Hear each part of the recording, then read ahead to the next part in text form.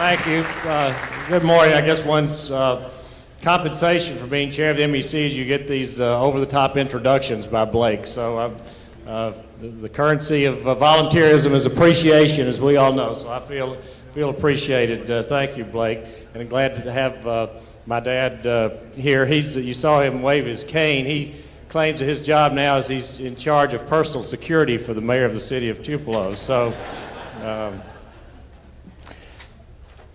Many of you I saw at Hobnob, and this is back-to-back the two biggest crowds of MEC's big events this year. So the Hobnob crowd, those of you who are in that this fall, were part of a great day at Hobnob where we got to hear from our legislative leaders and others and enjoyed the fellowship. And today, with the registration already in, this will be the largest Capital Day, so we'll give each other a hand for being part of the largest crowd we've had. And you know, it's absolutely true. There's no substitute sometimes for our presence. You know, in the Methodist Church, we say our gifts, our presence, these sorts of things, and the presence really in this case for the legislators just to see us there, interested enough to be there. I think there's just no substitute for it. So thank you for coming. Thank you for just not mailing in your good luck wishes to us today.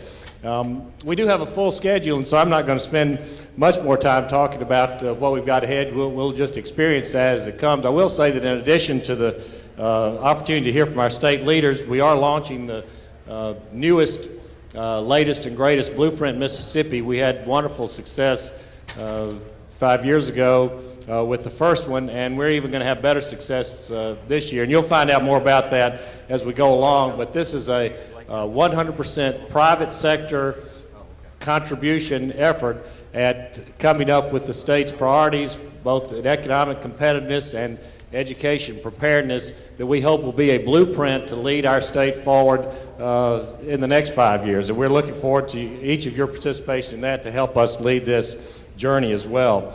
But at the moment, my highest honor is to introduce a speaker that I know you will be as impressed with when he finishes, if you haven't already had a chance to hear him, as I was when I heard him in Tupelo at our retreat in November.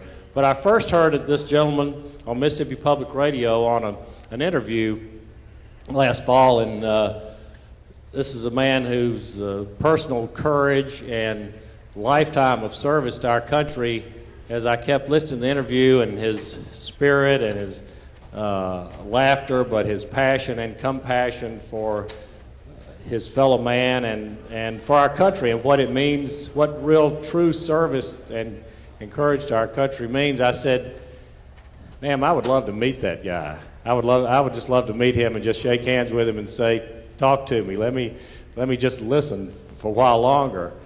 And wonderfully, he came to our MEC Directors Retreat in Tupelo this fall, and so we got to do that. And now you're going to get a chance to do it.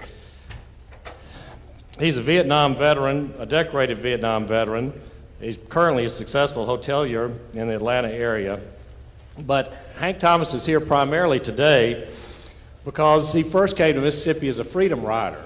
And I'm sure all of you know by now this is the 50th anniversary of the Freedom Riders. And one of our missions at the MEC, and certainly as fellow Mississippians, is racial reconciliation. I think this is just as poignant an opportunity as we will have to show ourselves and the world what Mississippi 2011 is really about. Hank Thomas is serving now on the national board. Well, he's the chair of the national board of the Mississippi Freedom 50th Foundation.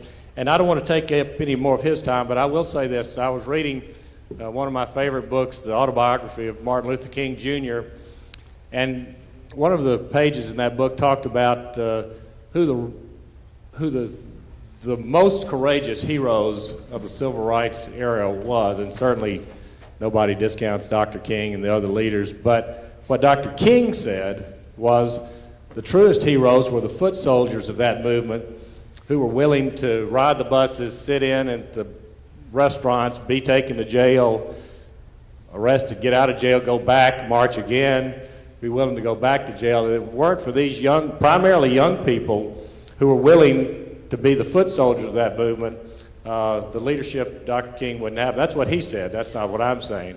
So today I'm introducing to you one of the finest of those foot soldiers who's come back to help us in racial reconciliation here in Mississippi, Hank Thomas. Hank, glad to have you.